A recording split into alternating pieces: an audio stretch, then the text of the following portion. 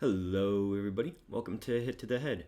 We're starting a new series on the channel. It's a Q&A section where you guys give us any questions relating to sports. We'll try our best to answer them. Today we're focused on mainly ice hockey, as you can tell by my Chicago Blackhawks jersey. Patrick Kane, not a big deal. Without further ado, let's jump into the first set of questions here.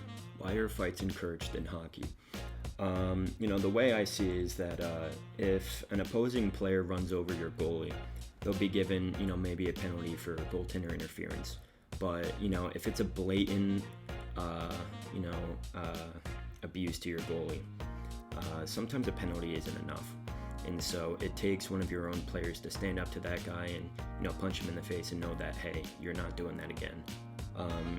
Hockey's just a really old-fashioned sport, and, just think about back in the day, the only way to teach someone a lesson was, to brawl it out. And, even if you lose the fight, they know, okay, they're serious about this.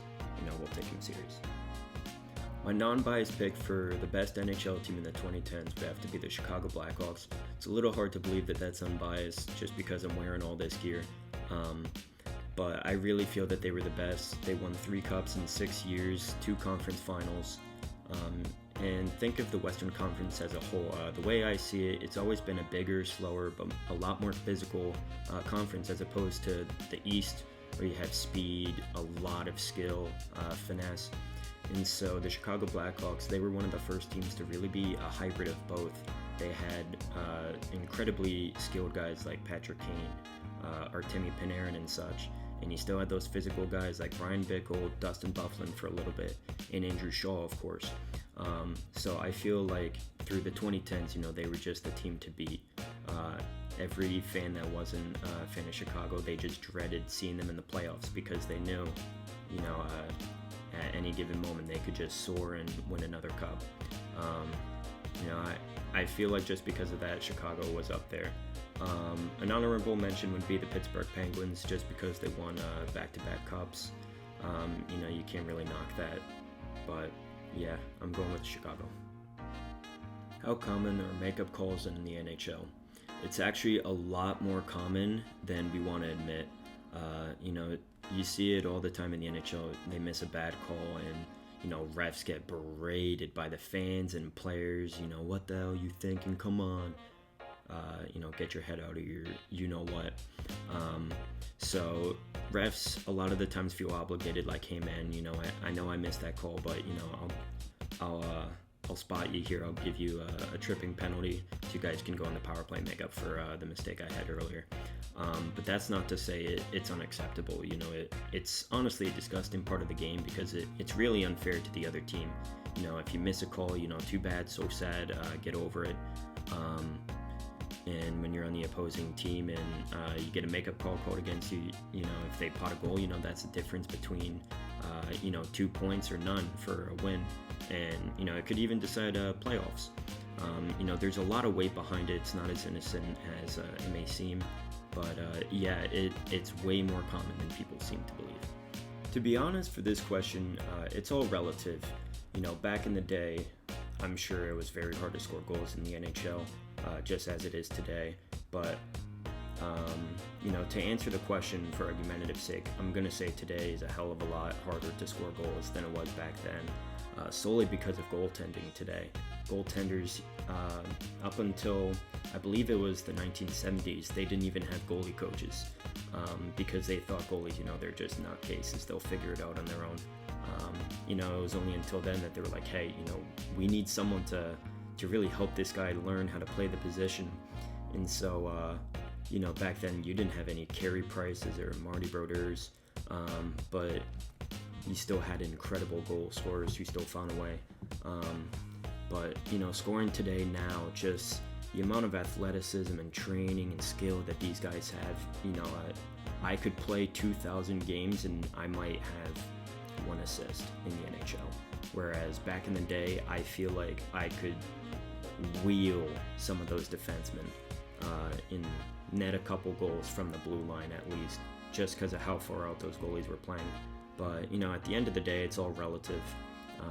But argumentative sake, today is a lot harder to score.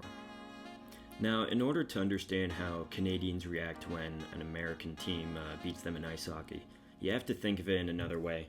So, the best way to apply it is think of American football, the NFL. Take the Tampa Bay Buccaneers. We'll call them the best team in the NFL solely because they won the Super Bowl, right?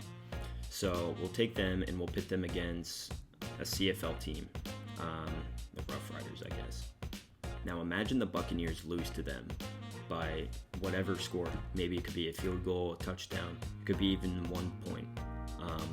But just imagine how salty all of us would be in the U.S. If our NFL teams were to lose to a CFL team, in the sense that, this is our pride and joy. NFL and American football, it's our thing. Football is the American thing. And Canadians, they for sure can absolutely play. It's a great game for everybody. But, hockey's more their thing as we see it. They can have hockey, we'll have football. We'll keep it that way. And so when Canadians, if a Canadian team were to win against an NFL team, just think of how salty we would be. That's exactly how Canadians feel about ice hockey. That's their thing. Ice hockey is their thing. Football is ours. And so if an American team beats theirs, they're just as salty as if an NFL team was beaten by a CFL. This question's funny to think because hockey players, we don't really think about us having our own language or culture. We just feel that whenever we talk about something like, hey, nice lettuce, beauty, everyone knows what we're talking about. And it's just kind of the way hockey players connect because we all come from different backgrounds. A lot of us come from, maybe even different countries. And that's just really the way that we can all connect. It's kind of a universal language. But when we talk to someone else, we say, hey, nice lettuce. They're like, what? When we say lettuce, we're talking about hair. Just stuff like that. It's just little things, instead of like, hey, can you hand me that? We say like, hey, can you sauce that over, you beauty? It's just the little things. I guess you just have to play hockey to understand it. Of course, being on the outside looking in, it's kind of like these guys are absolute creatures, but from the inside, it makes total sense. I wish I could give a better explanation, but that's just kind of it. Alright guys, that's all we have for you today. Be sure to click the like button, subscribe to our channel, and check out our website at hittothehead.com. Follow us on Twitter at hittothehead, and message us if you have any questions about any sports or anything. And yeah, as always, take care you guys. Be safe.